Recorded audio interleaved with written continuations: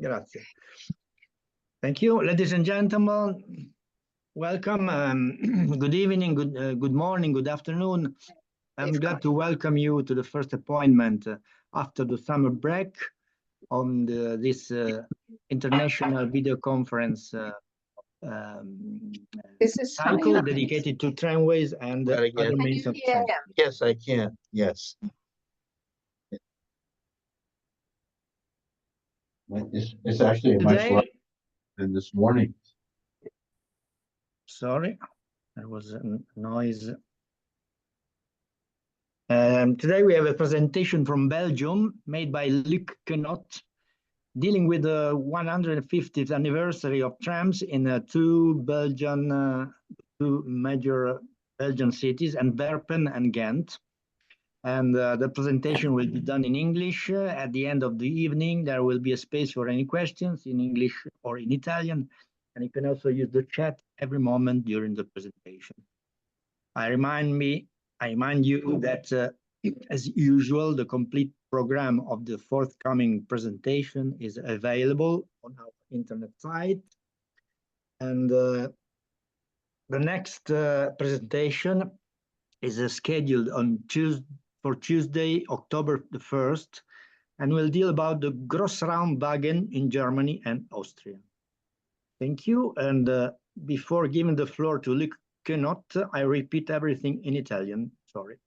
Buonasera signore e signori da tutto il mondo, benvenuti a questo nuovo appuntamento, il primo dopo la pausa estiva di questo ciclo di videoconferenze internazionali dedicate ai tram e agli altri mezzi di trasporto. Questa sera abbiamo dal Belgio Luc Koenot che ci parla delle manifestazioni per il 150° anniversario dei tram in due città importanti del Belgio, Anversa e Gand.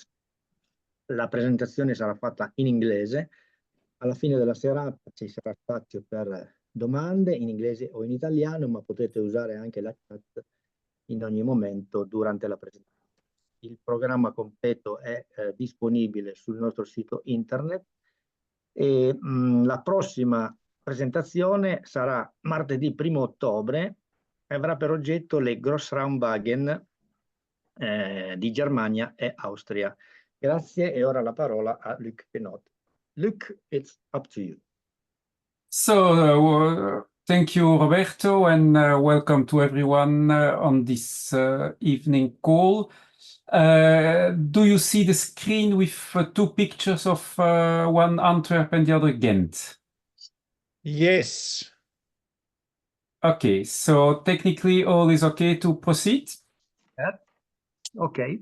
Well, let's give it a try. So today, well, now I need to try to go to the next picture. That is something else. You have seen the new screen? Yeah. Okay, great. Yeah. It seems to work. The presentation is twofold: Antwerp 150 year and Ghent 150 year. Two manifestations organized by the operator De Lijn, with huge assistance of course, the Flemish museum organizations, Antwerp, Ghent, and the Coastal Line, and you will understand later on why. But I think it's important to understand in this presentation how nicely not only the Flemish museum organization has worked together to achieve this result, but also three other museum organizations, which I will mention later in the slides, which is Schepdaal, which is the ASVI, and the Tramway Museum of Brussels. So I think it's a very nice example of collaboration across language barriers, across various associations to achieve one goal, making nice events. This I will go quickly through a lot of pictures. Don't worry, I will make sure it's within the time limit. But some of them I will go in more detail, like this slide, which summarizes the situation of trams in Belgium. and explains you the current situation on the right with trams, the yellow ones operated by the line on the Flemish part of the country. In the center of the country, we have the capital region of Brussels with its own operator and network. And then we have on the Walloon part of the country, Le Tech operating currently two. One in theory is Charleroi, Anse-sur-Lesse through a third party, but very soon also Liège, which will open in January next year. Now, the left table shows you where we are in celebrating events, because if you remember, on the same platform, I exchanged you a few years ago what's happened in 2019 to celebrate 150 years of trams in Brussels. And that's what you see here. I don't know if you see my mouse. Brussels was the first tramway in Belgium, followed by Liège, but Liège closed in the meantime. And now we celebrate 150 years for the two next ones, Antwerp and Ghent. So, well, we will have to wait 7 other years before we can do another 150 years, which will be Charleroi. And then we will have 85 with Ostende, which will be, despite the fact that the urban, as it is mentioned here, tram is closed, but the vicinal line, the Panne Ostende Knok, is then celebrating its 150 years, and it will be the two next events. So that will be a little bit be quiet from my side on this type of events for the next few years. But let's go on what is the topic of the day. It's Antwerp and Ghent, and I will start chronologically. Antwerp, of course, on last year, 2023. The two things when preparing such events is always, well, what's the rolling stock you can use to make your event, and where are you doing something? And when, of course. Well, the when, it's very easy. It's close to your real anniversary date, and that's on both cases. On a few days, it's really the anniversary date. But for Antwerp, you see here the list of rolling stock that participate on the event. In blue, you see all the trams of the land, or the Museum of Koenot, which is, of course, on the land premises and with rolling stock owned by the land.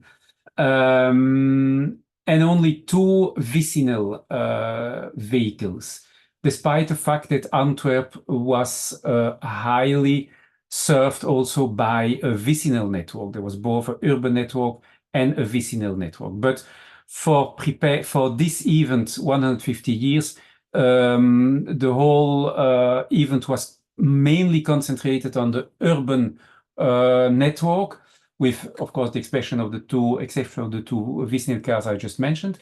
Why? Because these cars are on the network, they are on the Museum of Koenot, and that didn't require a lot of transfers. The only car that was transferred from another location, it's the 8947 open balladeuse, which you see here on the right of the picture, and which is normally stored in Schepdaal. So that car came from Schepdaal to Antwerp. It's not the first time that car came to Antwerp. Also in 1973, this is a picture from 1973, the same balladeuse, the same trailer was used for 100 years in Antwerp. So it's the second occurrence in Antwerp. So coming back to the list, you see otherwise all in blue cars which are on the top part, above the green line of 9994. You see cars of the Museum of Koenot, and then you have on the bottom part, the last 5 lines are cars which are in normal operations today. As we did for Brussels, in Antwerp, and you will see it for Ghent as well, we combine the whole history in the event, so that means not only museum cars, but also the current fleet as well. Now, in Antwerp, it was not so complicated to bring all alive what's being possible to put alive, at least. Not all the cars in the Museum of Koenot are in operating mode. or operating condition, but a few of them needed, of course, special attention. For example, one of the things that had to be changed, look to this oldest car, the 200 from the year 1900. Well, this historically was with a trolley, and trolleys are not compatible with the Antwerp network, so that had to be changed into a pantograph. This is the type of transformations and other little technical maintenance that had to be done on the fleet. And therefore, there were some cars also that had to be towed to the workshops to be repaired or overhauled and come back. But that's one type of preparation for the event. Another type of preparation for the event is, of course, testing that you can go through your modern network with the old cars, and particularly low flow bodies or low bodies are a concern today. So that's why with most of the cars, trial runs have been made in advance, partially during daytime, like these ones, or also, and you will see it later, during night. New parts of the network, like bridges, are also tricky parts where it's better to make a trial run before you go to your event. This was a trial trip with the set 6451 and 1660. And then another trip was done with the polder tram, the vicinal tram, with the horse trailer, the baladeuse. Why? Because typically this, well, I can show it, maybe you come like this. You see here that the car is on the bottom also pretty bright. And the risk is that platforms are in the way of the car. So the gabarit is not, is larger at the bottom part of the car. And that's why the whole journey of the event was done in advance at night to see that no hurdle on the way.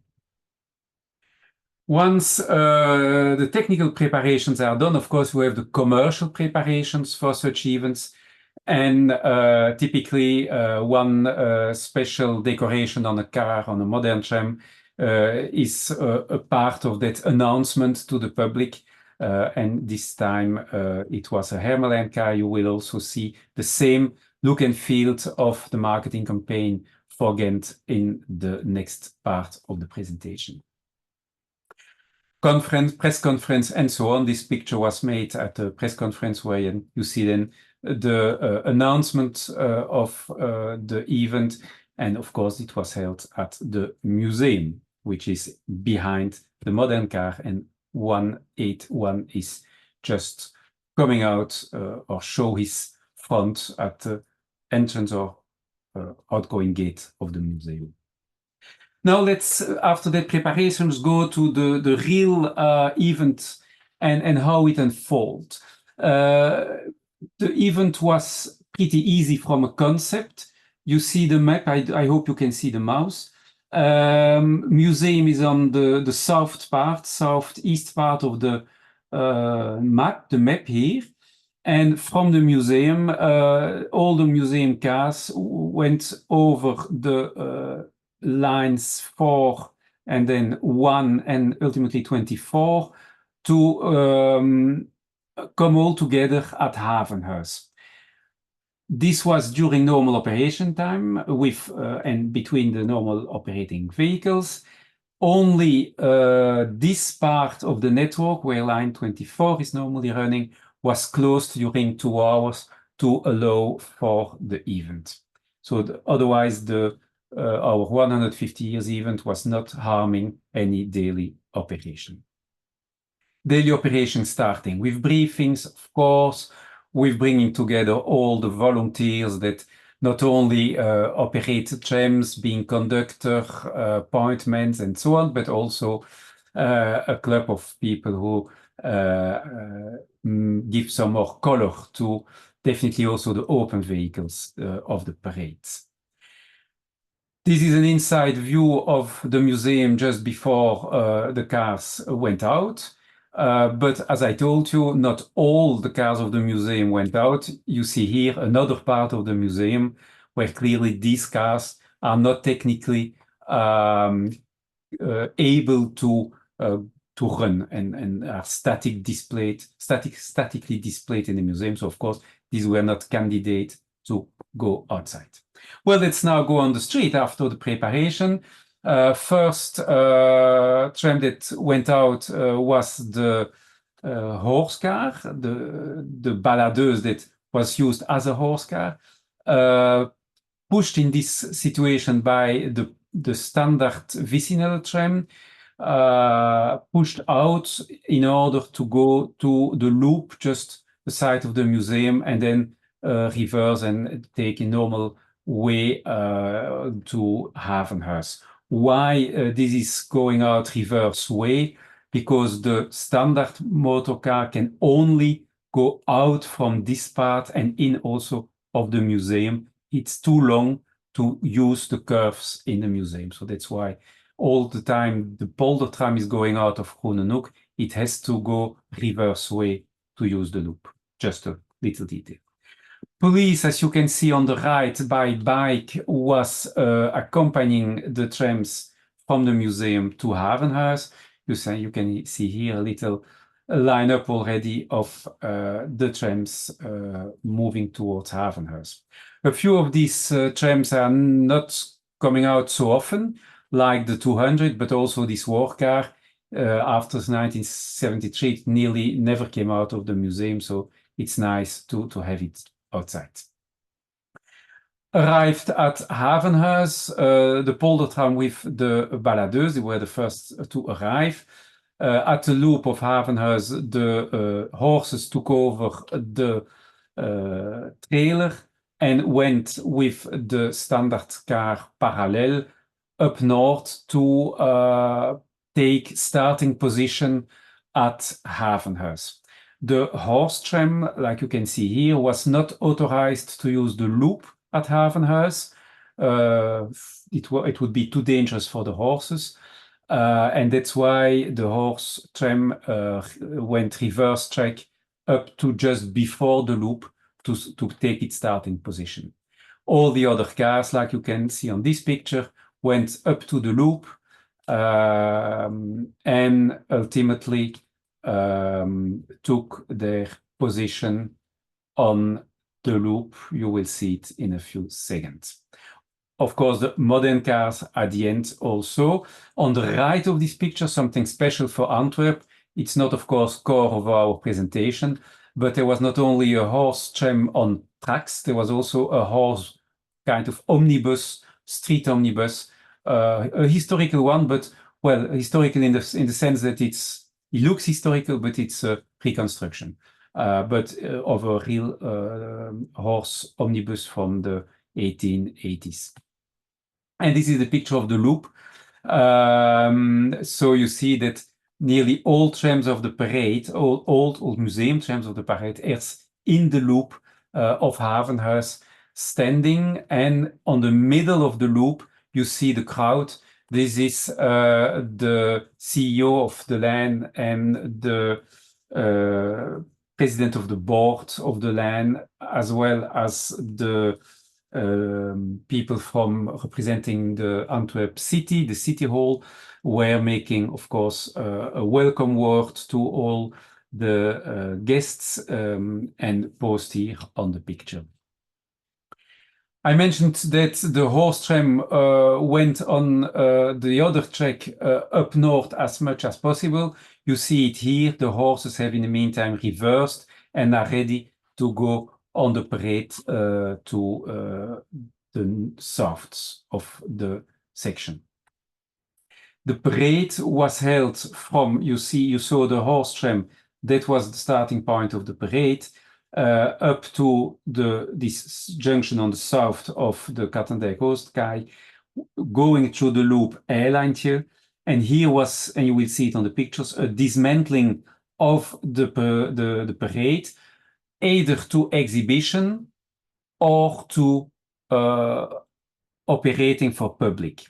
And those trams who operate for public departs from either this loop, that's the horse tram, you will understand in later on, or will depart from the stop where my mouse is for the moment. Exhibition was held here. So let's see how that unfolds in reality. After the welcome words and everyone was had boarded on the museum trams, all the guests, the 200 as first car went to the city, followed by all the others in close formation. And then the street omnibus also joined the line. Some picture which will speak for themselves show you how that was looking. This bridge you see on the picture is a mobile bridge, and for the moment it's really opening pretty often. Just for your information, for those interested to see open bridges, well, go in a weekday, you will see it open. The public and also the officials on board of the, let we say, the main tram of the parade, the opening tram of the parade.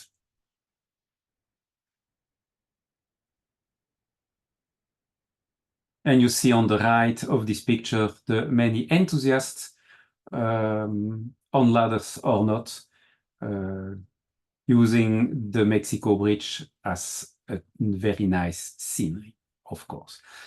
The 305, which is towed by the 8826, is one museum tram with a trolley, and it's in a condition of the war. It's a pre-war tram, but currently displayed as in the status during the war. You see the windows are with folies and so on. So that tram is nice to be in the exhibition, but because it cannot run on its own on the network, it was towed by that museum work car.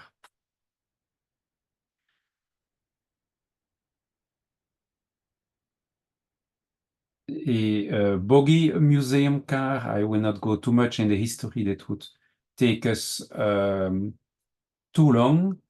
The Unimog was there not to be part of the parade, but more in case of emergency, which was not necessary at the end.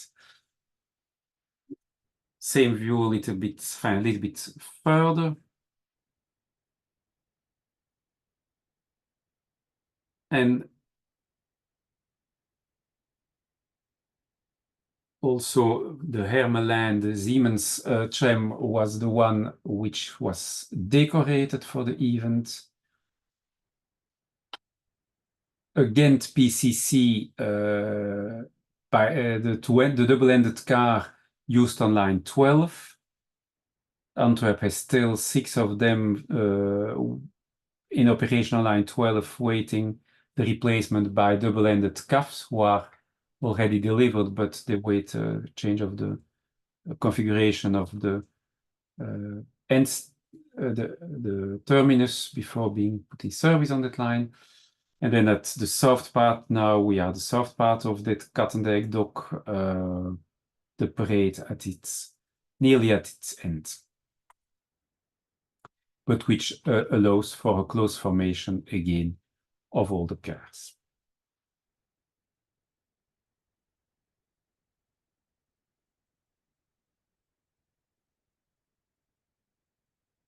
The polder tram, I think we didn't see it so far, except for towing the trailer.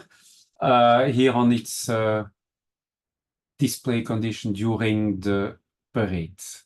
And you have seen that it was put behind the urban museum cars and before the regular service cars of today, the modern cars. Modern cars with the PCC, Siemens tram, the Flexity and the CAF tram. This is the Flexity, Gand PCC again, and the CAF tram. This is the modern fleet of Antwerp. We are now coming to the next phase of the day, which is the dismantling of the parade on the loop and the start of the public rides. And you see here on the left, the CAF tram, the last one of the parade, going to its exhibition location, while 5351 is already on its first trip for the public rides. So on this map, you understand better how the display was organized. From the end of the parade was the displays you see on the right side of the map, and then all the trams for the exhibition did the loop around Eilandje to take position on these tracks, Amsterdamstraat. These tracks are not, at the time, were not in regular service. That's why it was easy to organize that exhibition without disturbing the public, the regular, operations. And that exhibition of the trams looked like this, with the 200 again in pole position. Behind the work car that had toned the 305 here. For the exhibition, 305 was put nicely alone, with trolley on the overhead wire. So you see clearly the condition, the war condition with the windows, as I explained to you already, with blinds. And also you see the phare, the light in the front was also covered to make sure the trams were not giving their positions to the enemy because they were nearly completely dark when running at night. The war car nicely on display. Here you see the little scent lorry behind. And the Siemens tram, you see here the bridge open, so that London Bridge, that's the name of that bridge, is also frequently going up open, which gives then also nice pictures from time to time. But in this case, the tram was on static display that made it a little bit easier to achieve. Now, while this line of display was on one track, the other track was used by the trams doing the public services for the afternoon. And you see here a queue of people boarding the museum cars with a ticket that was available at a ticket stand, which was also a book shop, of course.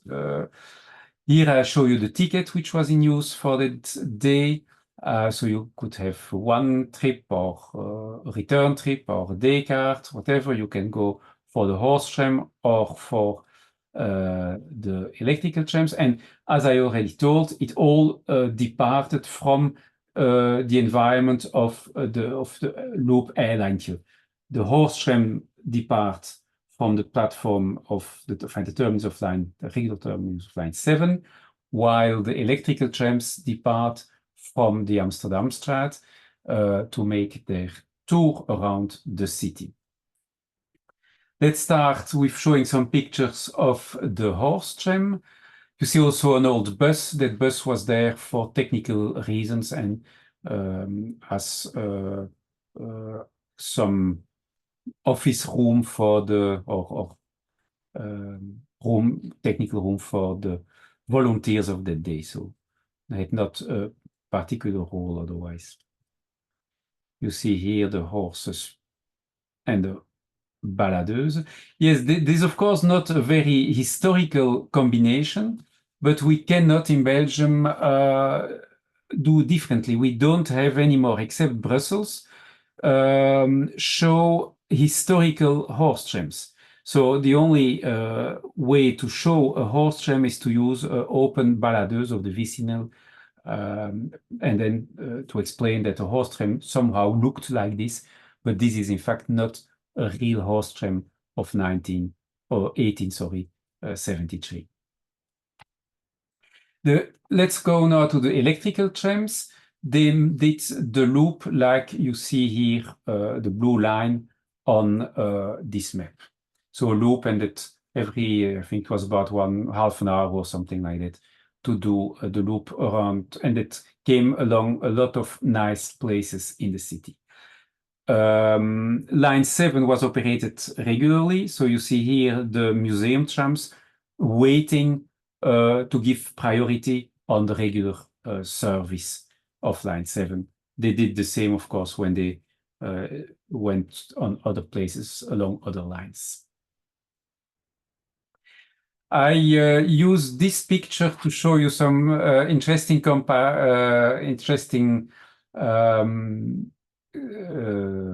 evolution, or I don't know how to say it. Avant, après, we say in French, an old picture and a new picture. Look to this one. You see the tower here. Look to the destination blind, 150 years. Well, in 1973, 50 years ago, you see the same tower, the same type of tram with the same type of trailer, but also the same destination blind. It was the same destination blind used on this car, but put refreshed with 150 instead of 100. So a little souvenir here showing that, well, the history repeats itself. 150 years earlier, the same location was the departure for the parade of 100 years of tram in Antwerp. Well, let's go on with some pictures of the electric services for the public.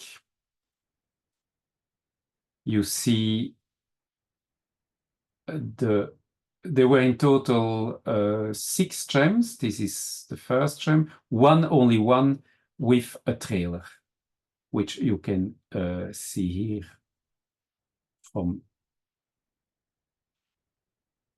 the motorcar side, and here from the back.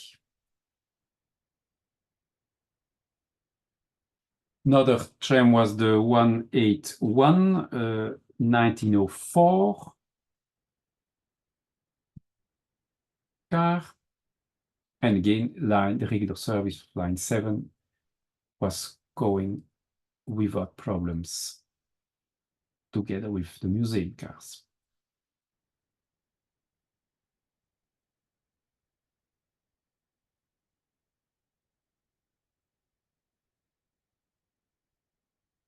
And as you can see on the pictures, the public was largely happy and enthusiastic, and the trams were pretty full all afternoon long, which shows that this type of events is really something the public like. This is a 1903 car in its status of 1948 on few places. And what was nice that each time at the end of their loop, the trams of the public services were passing the trams on exhibition, which give the possibility to make nice parallels.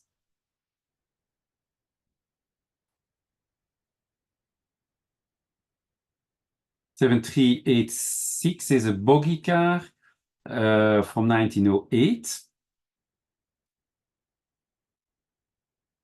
And you see again nearly full load.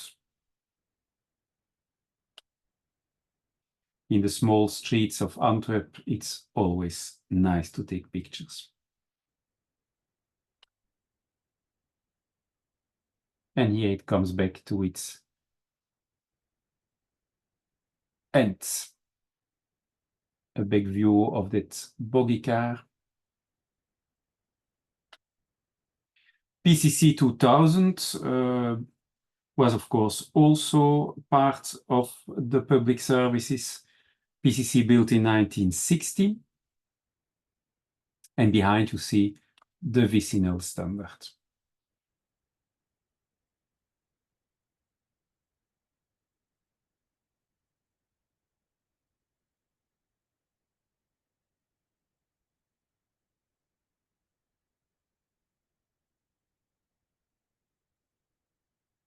Which now comes as last, I think, of this set. They were running by 2 So you had each time 2 trams following closely each other. The end of the day was pretty easy. From the loop at Eilandje, the same route was used to go back to the museum. And it gave some new opportunities for pictures, like you see here, the 200, which was on static exhibition for the whole afternoon, making his last appearance of the day. Currently, the 200 has again a trolley for exhibition in a museum, so it's unlikely to see the 200 again soon on the network. And it was nice also to have, thanks to the configuration of the tracks at Leopoldplatz, to be able to make some museum cars that overhaul each other. Here again, the war car.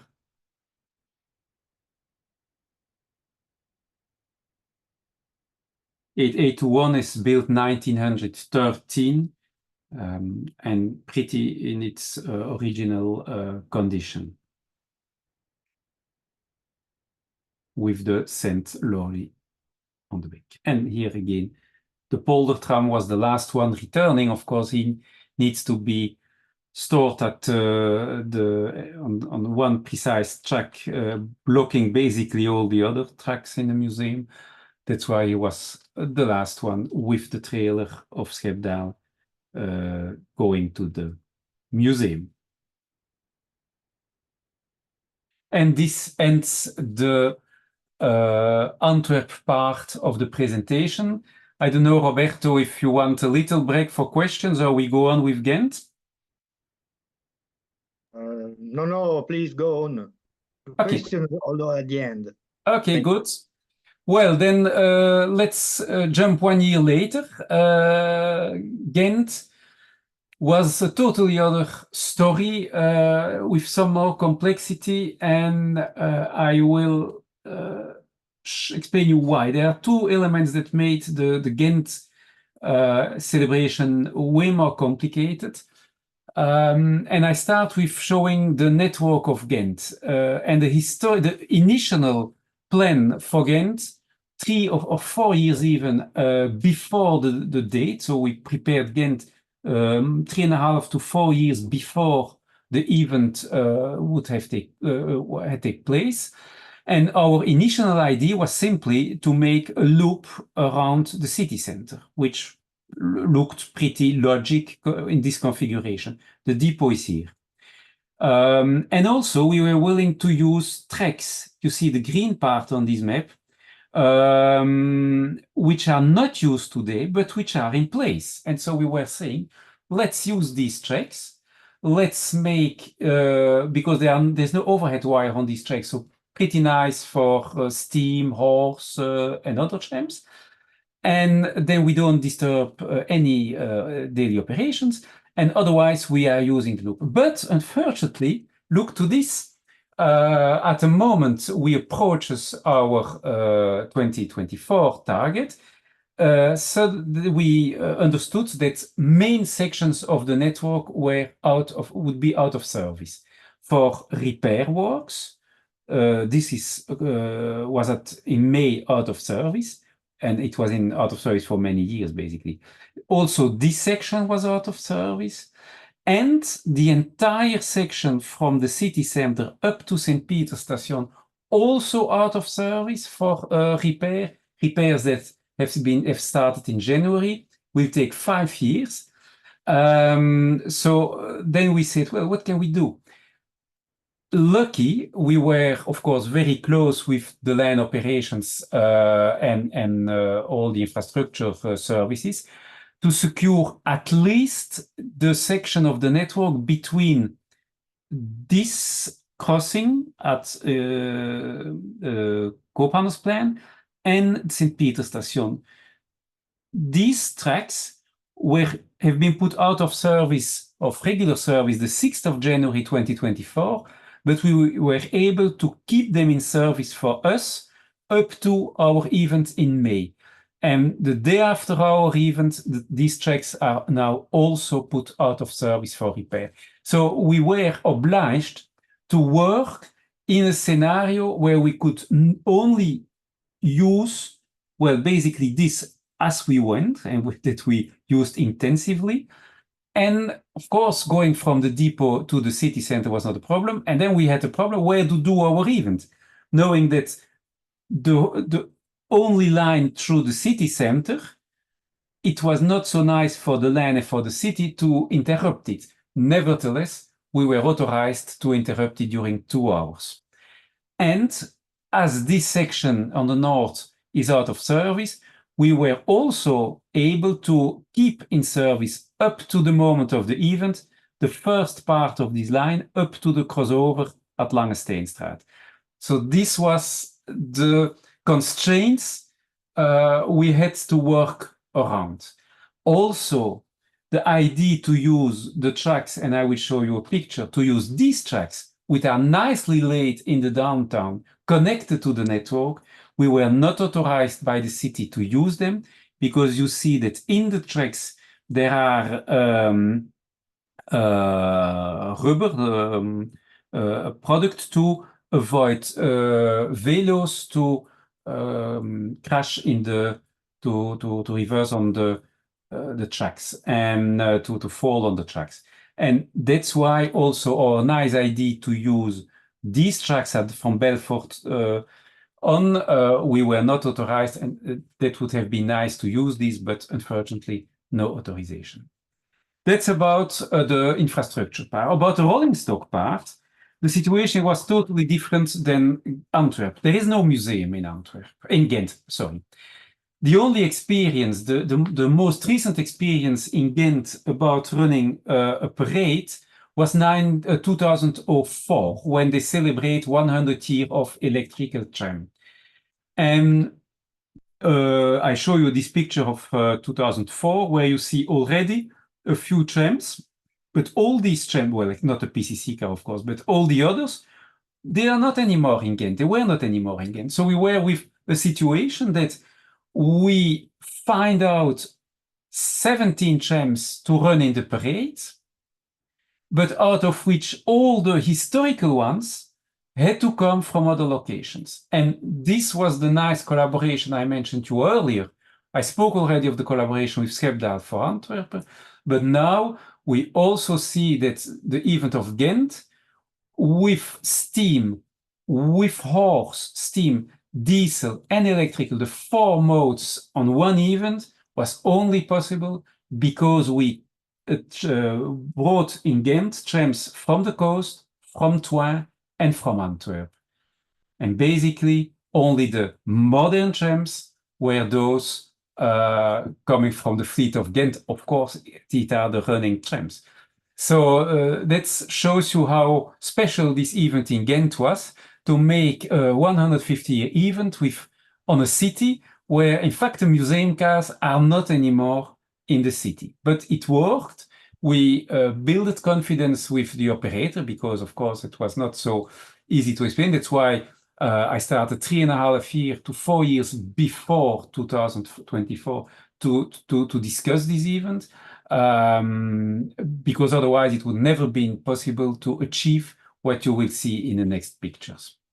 Of course, such a high level of trams that never run in Ghent, or nearly not run in Ghent, except on the 2004 event, so for some of them, required a lot of test runs and preparation in advance. Not to make the trams in good condition, because all these trams are in good condition thanks to the colleagues from other cities, but of course to make them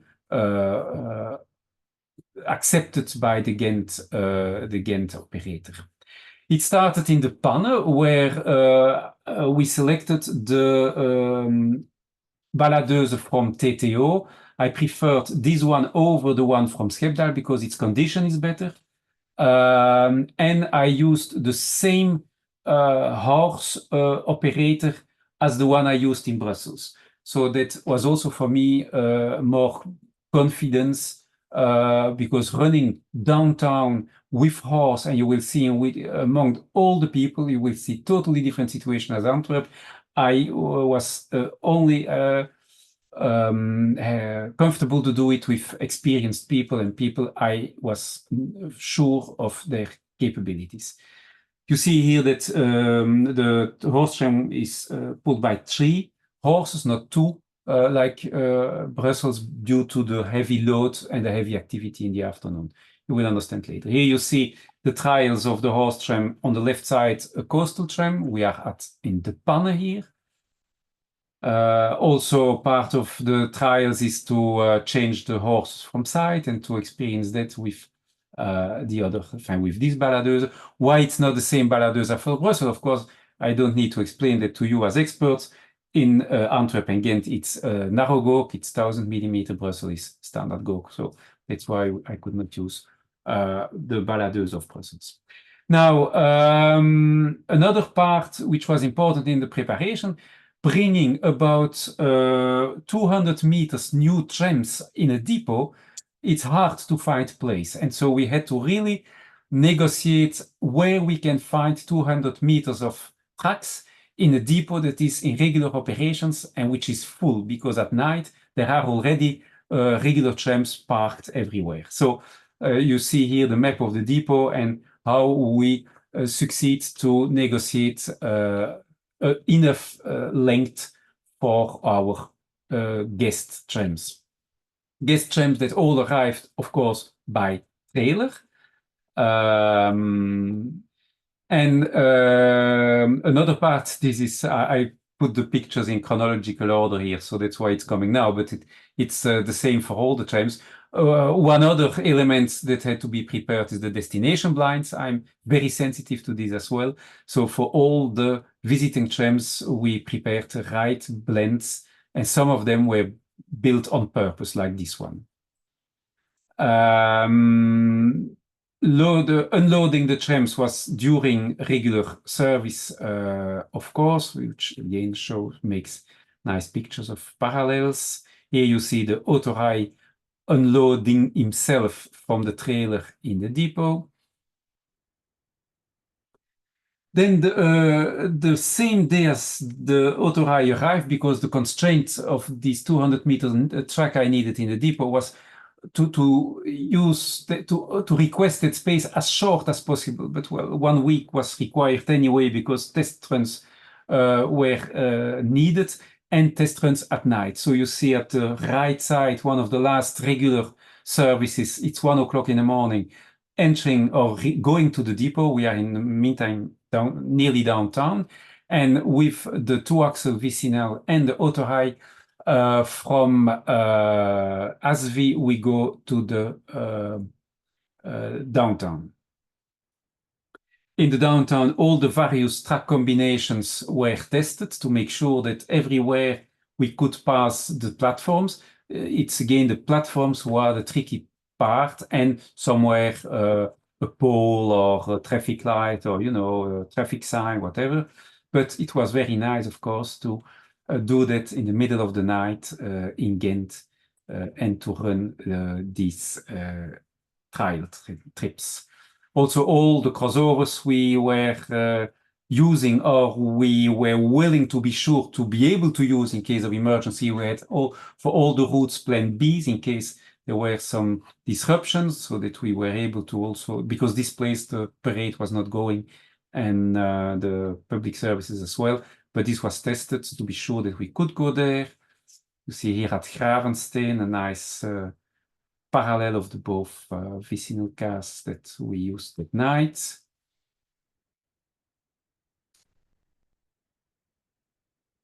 You see here Lange Steenstraat also a crossover that was heavily used. And you see here a tricky thing, for example, is a crossover with a platform just at the side of the crossover. So again, it's a risky locations, but lucky us, it all went well. Downtown, where you have 3 tracks, all the museum cars always use the middle part, so we had never problem with the platforms. As you can see here on the left of the picture, there is a platform. So lucky us, there is enough track, there was good track configuration to allow for using the middle tracks downtown. Here we start going on the closed section. So this is the section of line 1 between Korenmarkt, which is at the end of the Veldstraat, which you see here, and the main railway station. So here we start running on the line, which is in fact out of service and kept for us. The railway station also a tricky point where all the curves and all the points had to be tested. Also a bridge. We were also making sure that with the 2 axes of the Vicinel, we were able to go to Zwijnaarden with the tricky bridge, and you see how the space between the bridge, the overhead, and the tram roof is just enough to go normally. One of the few places where we had to do some changes on the configuration or on the infrastructure was by surprise, but you see that's important to do. What one traffic site in the gabarit of the tram, or and it had to be turned. Well, that's not a big change, but anyway, you see that's important to make these type of tests. Arrival at Zwijnaarden.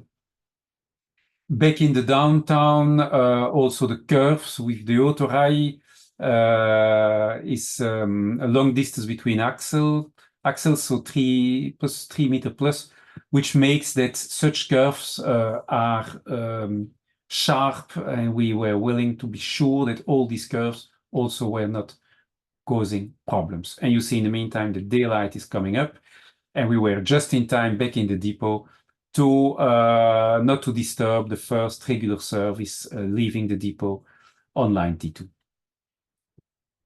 Also, of course, such trips were organized with the other trams for those who were not taking part of the 2004 celebration.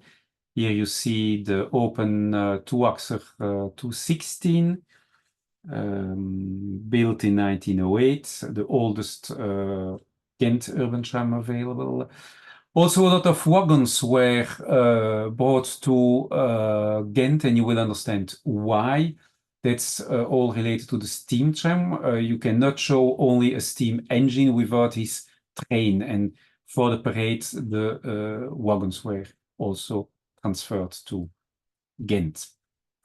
The steam engine itself, we could not make real night tests, but we did it by dummy profile, and we tested all the platforms to realize very quickly that the 303 would never be able to pass most of the platforms on the downtown route. And that's why we decided to keep it on trailer, and you will see what's happening later on in the presentation.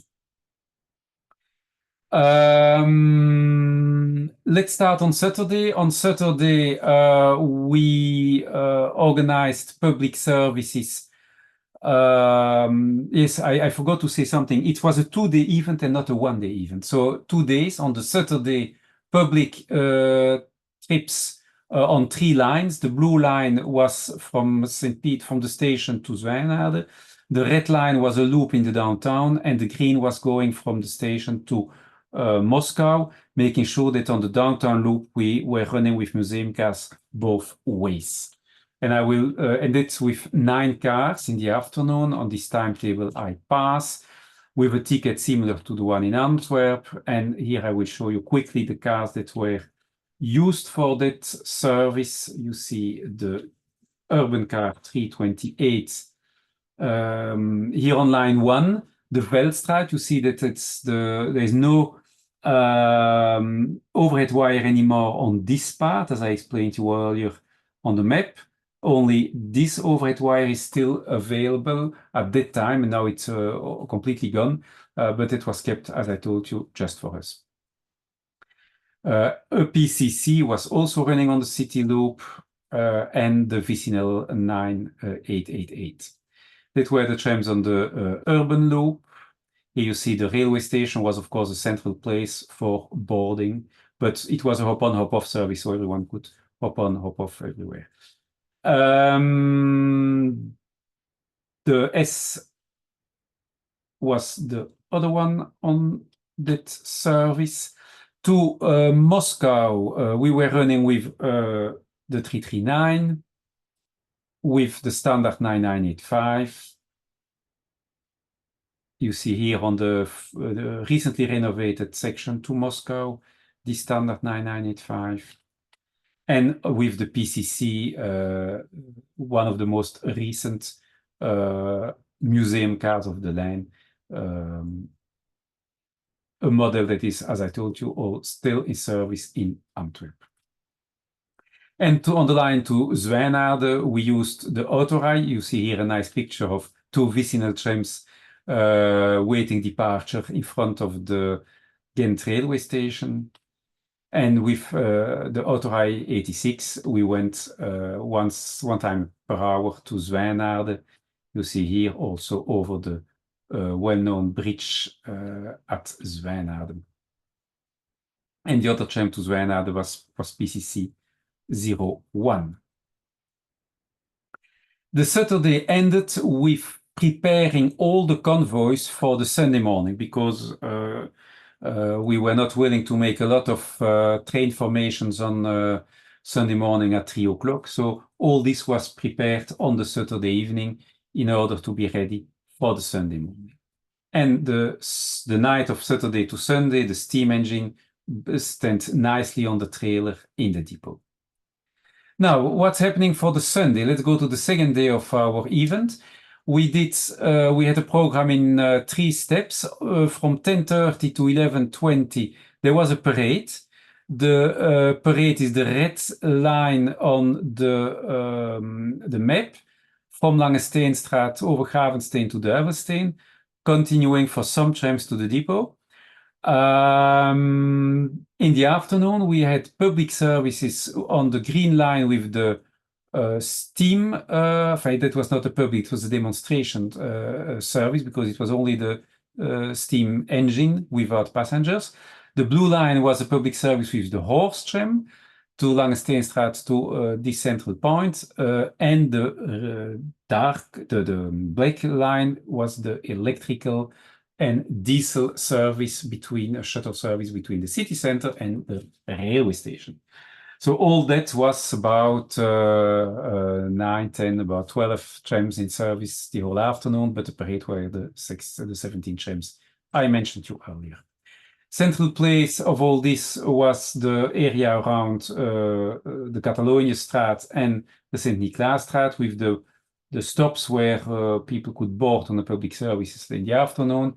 And the red line here is again the parade coming by, and we put a tribune for the people to be able to see the parade passing. In the afternoon, some trams were on static exhibition here downtown. You will understand it later, but that's the configuration. The Sunday morning started, of course, with fueling the diesel tram, something you have not to do with electrical trams, but with a diesel tram, don't forget to refuel. The steam engine came by trailer to the downtown, 4 o'clock in the morning, in order, there was no service at the time, the regular service was not yet started. And the steam engine was offloaded in the middle of the downtown. To do that, you need an electrical, the 2-axle from the vicinal, and the wagon for avoiding to have the 2-axle tram on the ramp of the or this ramp, as you can see. I have no picture of the offloading. You will see the loading later on, and you will understand better. But that's how we could unload the steam engine and bring the steam engine on one other track, which was not in service. It is the entrance track to Velstraat, to that line 1, which is out of service. So again, we took advantage of these tracks, which are not used, which are out of service for the moment, to allow the steam engine to be warmed up. And warming up the steam engine is 4 hours. That means that from 4 to 9, basically 5 to 9, the steam engine was warmed up. You see here another view of the trams pulling then the steam engine on its warming up position. At that moment, the steam engine was not able to run on its own.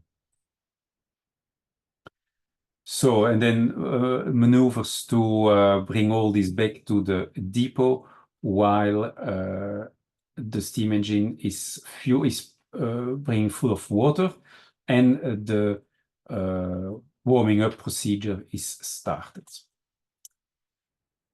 Here you see the 2 Vicinal cars used to offload the steam engine, preparing for returning to the depot. It's about 5 o'clock and going here to the depot. In the meantime, the first regular service came out of the depot, and we are passing it in the downtown.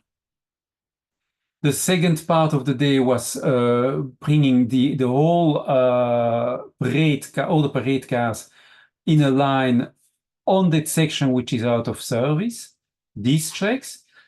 Of course, we need to do it reverse order. So the modern cars was the first to be put on the line, because north of where Albatros is here on the map, that's out of service. We were not able to come here on these tracks from the south, from the north. So everything has to come from the city center and being parked on this track.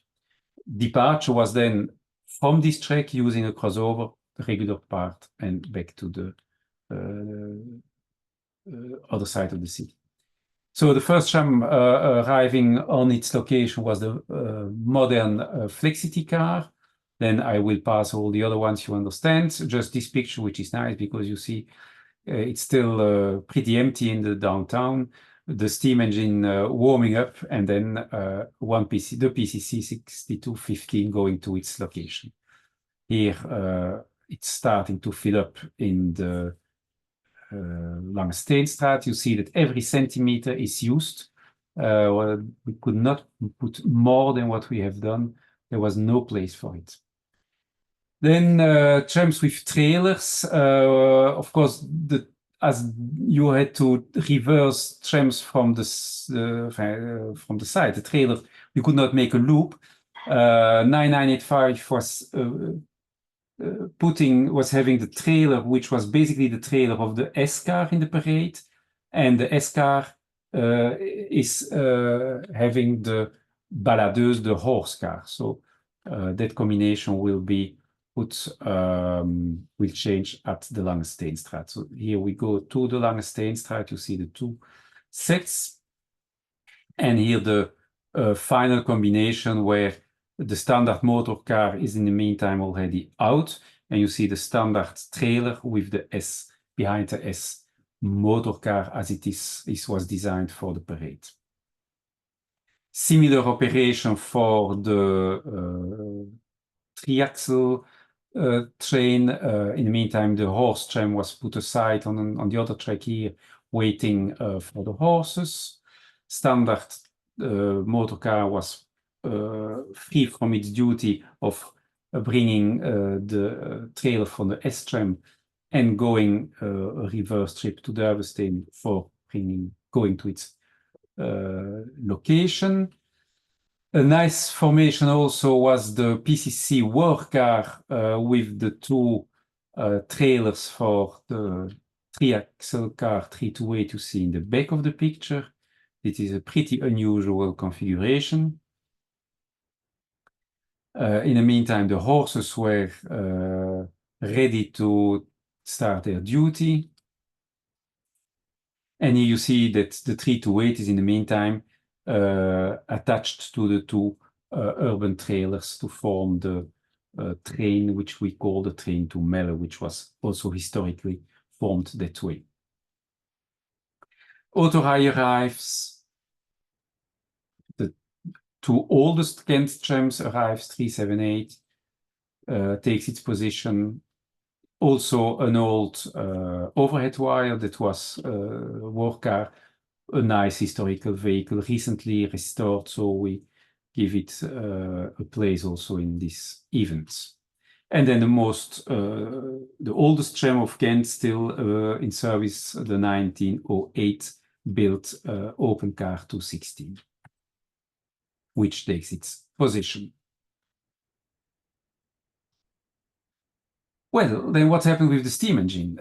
Just after the last regular line T2 through the downtown passed, it starts to make a trial trip, the very first trial and the only trial trip on its entire itinerary, to be sure that really there was nothing. In case there would have been an issue, well, then we had a few plan Bs, but look, yes, all preparations showed that it was no problem. You see in the meantime this nice fun parallel where you see the wagons of the steam tram behind the 2-axle 9888, and the steam engine, sorry, is on the other track. Well, he's making his trial trip up to behind the church you see on the picture to do full itinerary, and will go back then to take the train at its starting position. You will see that later. Look also on the right to the police, who is enjoying to see all this unusual rolling stock through downtown. This was the trial trip of the steam engine. You see also a regular service limited at Duivelstein. That's not a full service, so unique picture there.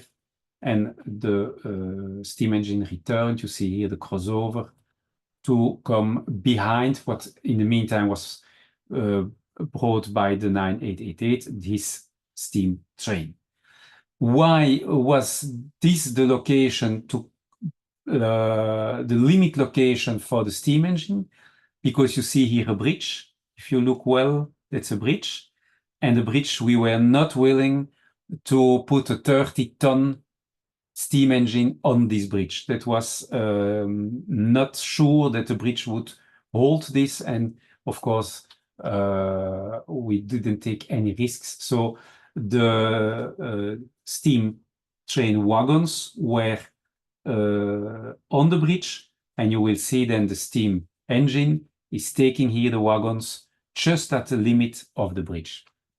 Further, it was not authorized to go. And it was the start of the steam tram with wagons.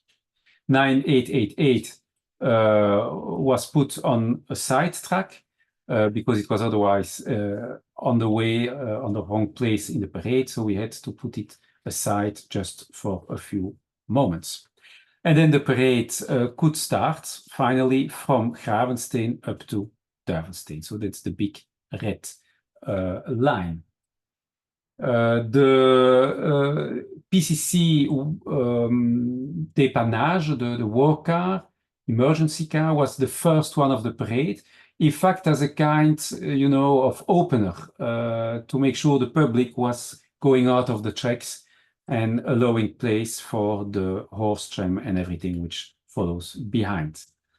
You see that clearly here where the people is massively present, and it's good to have a first car to clean the way. You see the horse tram passing the steam engine because we wanted the things in the right order. So the horse tram had to be before the steam engine. That's why the horse tram is on the right track, while all the other trams of the parade are on the left track. The horse tram with the VIPs. You see the VIPs. Well, you don't see them very well, but they are on the trailer. And the nice club of the nice line of photographers here on the central place, the Korenmarkt, with the horse tram going to the tribune, and all the VIPs of which were on the horse tram went to the tribune to look then to the rest of the parade. Here you see the horse tram leaving the central part of downtown towards Duivelstein. And now I will go quickly through all the other cars of the parade. In the meantime, we've seen most or nearly most of them. The steam tram with the whole train behind. Nice collection because we have a steam train from Asvi. This is a trailer coming from the coast, again from Asvi, again from the coast. That's nice from a national company from the past, where you can, all is interoperable, no problem. You can bring these vehicles, never went such combination together, and it, of course, it works. View from the back, a full train, so passengers and freight service. In front of the tribune, all the trams stopped for a minute, around 1 to 2 minutes, depending. And there was some explanation for the public about the tram on display at that moment. And then you see the parade going on towards Duivelstein. After the steam tram, you have the 216, the overhead wire truck, the two-axle, that's 1932. It's basically in chronological order. And there is a mix from urban and vicinal. It's just the historical sequence. The three-axle in original condition, that's a 1930 condition. The autoride, that's 1934. The standard, also the 1930s. You see here, just as I took one picture from the trams that use the crossover, but you understand that all the trams except the horse tram had to take that crossover. You see here the 328 with its two trailers, here in front of the tribune. Going then further to the depot. The standard with its trailer, the 339, the PCC01, the PCC25. And in the meantime, while the last trams are still coming from the north part, the first trams having done the parade are already returning back to the central place. They have to leave their the location at Duivelstein quickly. Why? Because otherwise it would have been completely blocked. So we had to make a whole triage at Duivelstein to, first of all, to sort out the trailers. The trailers were not allowed to stay in the afternoon. They had to go back to the depot immediately. Horse tram and steam tram had their own destination. And then we had to make a difference between the trams doing public services in the afternoon and the modern trams like this one that had to go back to the depot immediately. And so all the triage, there was just one crossover to do that. And that you will see that happens there in the back of this picture. That's why you see accumulation of trams here. That accumulation was pretty short, just 15 minutes about the time that we start moving all pieces around.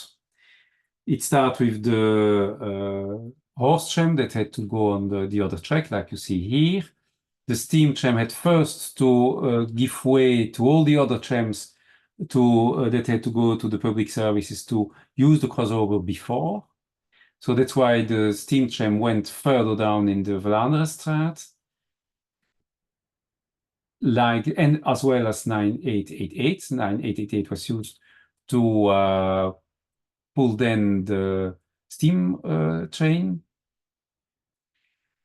The standard you see come on the right track from the downtown, use the crossover, and then reverse, make a Z maneuver to wait on the other track. You will understand later why. In the meantime, then 328 passes. You see here the steam engine, maybe you cannot see it well, but the steam engine is used as a maneuver engine to push that standard trailer towards the standard motor car that was already on its location. I didn't show all the maneuvers, but just a few one. I will show a few other ones later on. But in the meantime, while this was happening at Duivenstein, at the same moment at Korenmarkt, 216 and 378 were already being put on display. These two trams were not part of the public services in the afternoon because they are too old and not in a condition to do full afternoon service with full loads the whole afternoon. That's why they were put on display. You will see that later. I go back to Duivenstein now.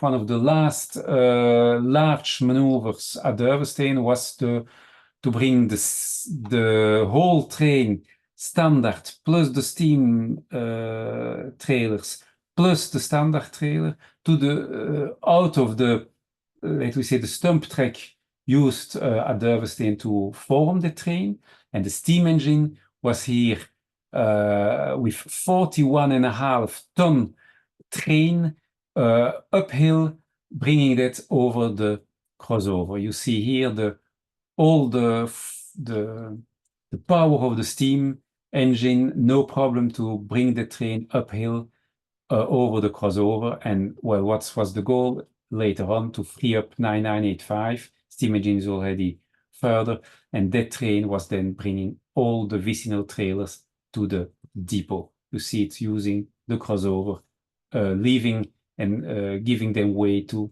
finally the horse tram to go to downtown. So that was how we cleaned up in less than half an hour the whole downtown.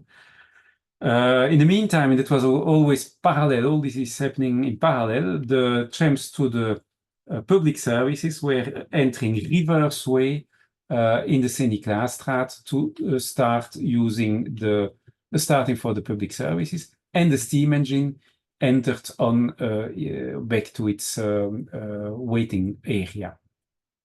And you see how the view from the horse tram, the whole busy tracks just half an hour ago are completely empty, and the horse tram it also enters Sint-Niklaasstraat to start its afternoon rides.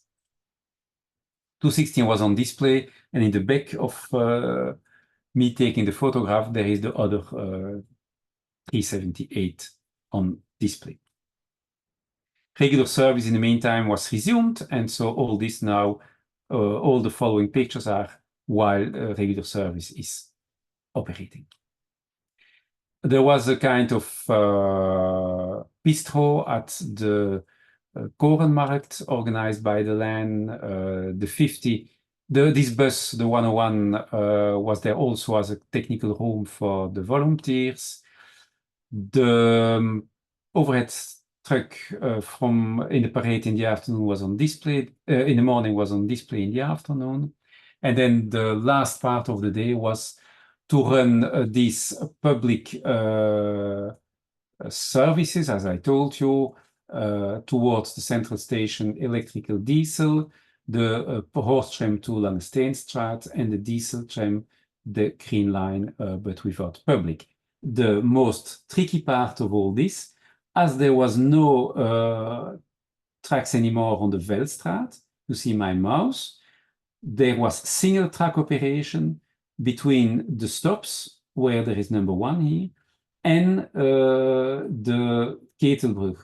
And this dotted section, this dotted line section, was used in 2 directions. So there was single track operation, which made the whole afternoon even a little bit more exciting. Tickets were same as the other days. Here you see the platforms where boarding was possible. On the horse tram in front, and in the back you see the electrical service. Horse tram leaves in regular way from the right, comes out of the street on the right, and goes over the bridge you in the meantime know in the downtown to Langesteenstraat, where the dépannage, the PCC work car was waiting in case of for emergencies to tow any tram, but it was not necessary. You see the horses changing sides and departing from over the crossover along Steenstraat. Here you see them with the nice chateau in the back, arriving downtown, and here you have a good understanding of the tracks. Here the entrance of the Veldstraat, where we had the exhibition of 263-78. Again, the horses had to change sides to go to their starting position in the in the Sint-Niklaasstraat, where the horses at each trip could have water and food.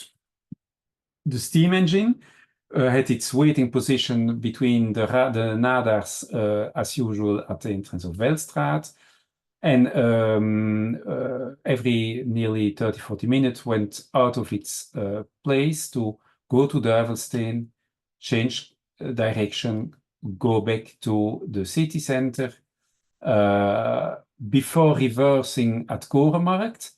It let always the horse tram passing. In the meantime, this was synchronized that these two were running somehow in parallel to make, while also the regular service was passing. So the steam tram had to let the horse tram and the regular service passing before changing side and using the crossover to go back to its waiting position,